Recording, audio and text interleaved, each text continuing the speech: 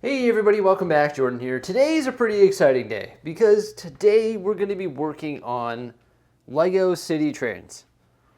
We're going to be revising the track layout, we're going to be improving our train track, and hopefully we're going to have the trains operational here in the Lego City. So I'm really excited about that because we haven't had a train operational in the Lego City for quite some time, especially a train that goes through a long tunnel, because the train is going to pass through underneath this raised platform here and come bursting out the other side there. Now, originally I thought there was going to be two train lines here in the Lego City. I thought there was going to be one train line that would go under the tunnel, pop out there, come around front here, go around here, and go back under the tunnel. But I think I'm actually going to change that because the other train line was supposed to go around the amusement park right over here. It's cool because there's two separate circuits, but I think I'm going to change it so that there's one single circuit. So what would happen? The train, whether it start here or on the other side, doesn't matter, it would go around here, it would turn left, go all the way over there, under the platform, pop out under the platform underneath the Avengers Tower, come here, and go around. And it'd be one continuous circuit rather than having one circuit going around here and one circuit going around here. I think we're better off making one continuous circuit. So I'm going to start making those changes today. Obviously some stuff in the amusement park has to move. The train track has to be moved and redone. And we're not going to be using this basic RC track. I want to be using our Ballast Track. And as you can see, I've been working on creating some new designs over here. So this is what a basic RC track looks like when it comes out of the box, whether it be from a Lego set or a train track set. Pretty basic stuff, right? Of course, you can improve the look of that by putting it on a standard, I don't know, 16 by 32 base plate or on a base plate or something like that, but it still looks, not the best. So I actually referenced the L gauge standard instructions online, and I came up with these a long time ago, and this is sort of like the L gauge standard. You put a layer of plates underneath, and then you put some tiles on top and you fill in all those holes, and those tiles are the ties, right? So we went with black, found these 1x4 tiles on the pad wall, so that was hugely helpful, and it looks way better. And then what you can do is you can take this and you can stick it to a base plate like this here. Now the L gauge standard actually calls for one more layer underneath that piece of ballast track. It's crazy, but it's like all tiles and stuff like that, and it holds it in the spot. It looks really good, but oh my gosh, I don't even think I have enough pieces to do that. So this is what I've used in the past, and I think this is what we're going to use moving forward. But recently, we switched to mills. So I was like, well, how can we make this look better? Because if this is up against a mills plate, it's going to look pretty odd, because a mills plate is essentially one brick tall, or taller than this, right? So I simply added a layer of plate along the edge, and then we filled it in with the green 4x plate. That looks pretty good, hey? Like, it definitely looks better than that. It looks better than that on its own, and it looks better than that because it just fills it in perfectly, and it's sort of seamless with the track. So that's pretty snazzy. You can see I've built a really long one here. That's because we're gonna have to bridge a couple sections here in the Lego City because the track isn't actually gonna go on the table. It's gonna bridge across here. It's gonna be easy to remove so we can still get in tight and we can reach the stuff up here. But we're going to have to create some sort of bridges. I figured rather than making bridges, I'd try to make it look seamless with the city. So we'd build these long sections of ballast track. There's one other thing that we built, and that's this right here. This serves as a railroad crossing, and it blends in nicely with the Lego City, because when we put it here, it blends in nicely with the sidewalks and also the roads. So we've also done that, which is pretty cool. So we're going to be working on our train track all day today, try and get it operational, build a bunch more of this, a bunch more of the ballast pieces, insert them in the Lego City, change our layout of the train track, making it one continuous loop, and hopefully we're able to get the trains operational today. Now that looks good. I don't think the Lego City train track has ever looked that good. I will say that you can see some of the mills plate colors because the train track is actually a little bit lower. But what we're going to do is actually fence off the train track, and rather than just using picket fences, we're going to build a masonry stone wall using masonry bricks and just gray bricks all the way along on either side. And that's going to build the train track. Oh, sorry, it's going to hide that gap from the train track and the other mills plates. Now, we built one that's 4 long. So the 4 long one is going to start there, and it's going to go 1, 2, 3, 4, and it's going to bridge this entire gap here. So let's try that out. So it's super strong because we overlapped it with the plate running underneath the train track, and also with the green plate, and also with the 1x plate on either side. So place it in the city just like that there.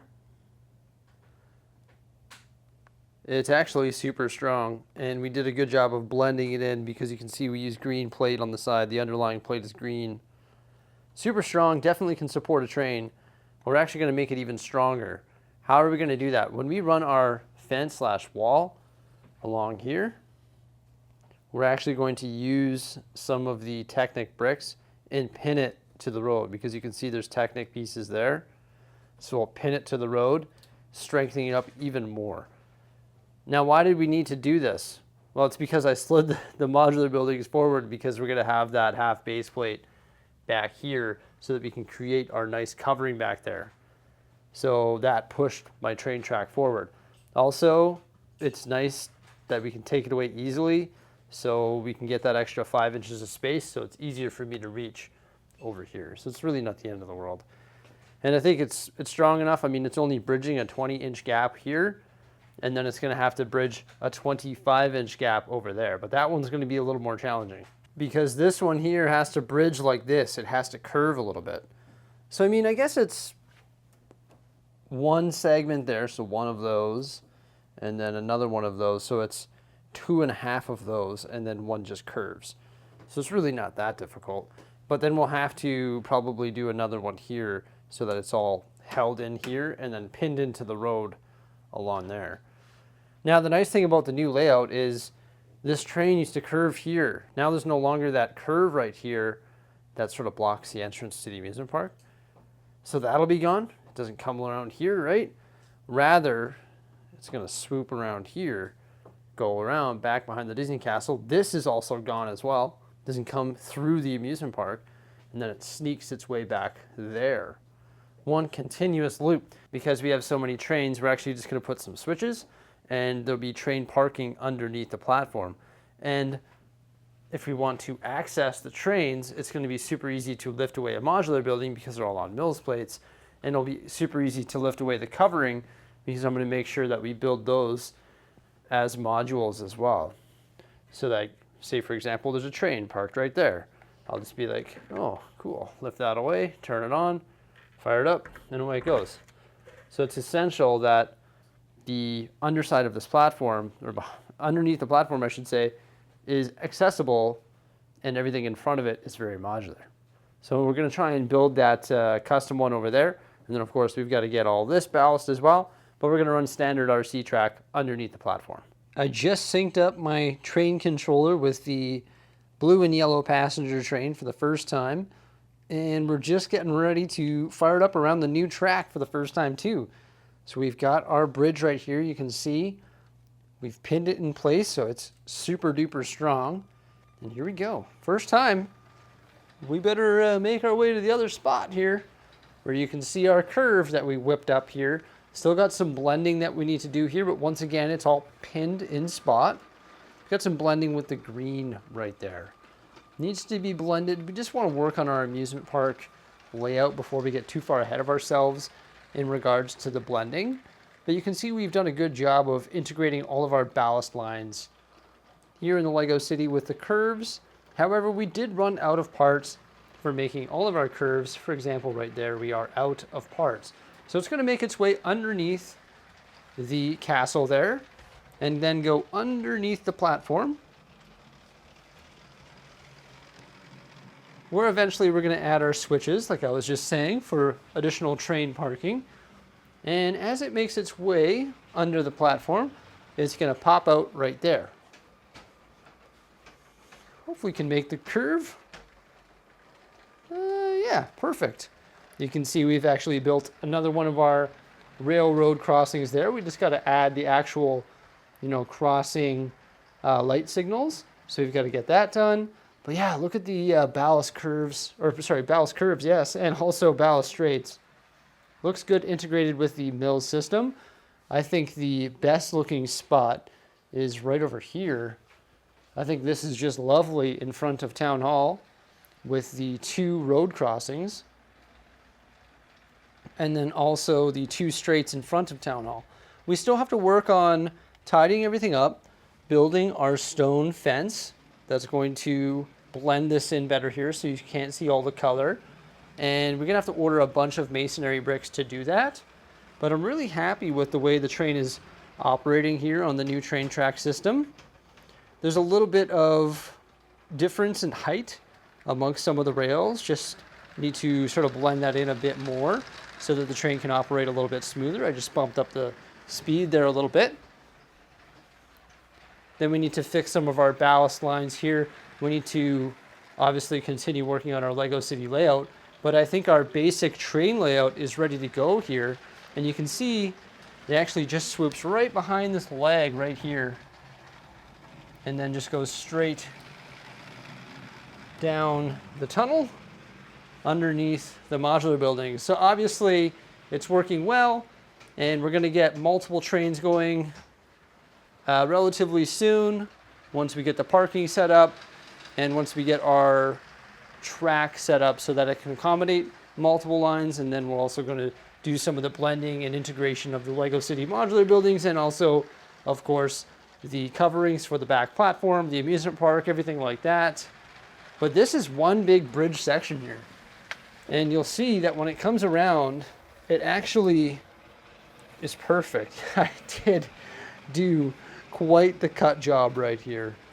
And we have to work on how we're going to fill in these curves here. Should be fairly easy. We could switch to the L gauge system where there's the underlying tiles, but that's going to be a lot of parts. And this seems to be working for now, but we're for sure going to have to work on covering up some of those curves there as they go around, because it just doesn't look as flush and as nice as the straights. But once we actually get this all put together how it's supposed to be, we're going to invest the time into making this just perfect. But there's no sense in investing the time if it's not ready to go yet. And we're also going to have to order all of those masonry bricks and everything, right? Here's a good shot though.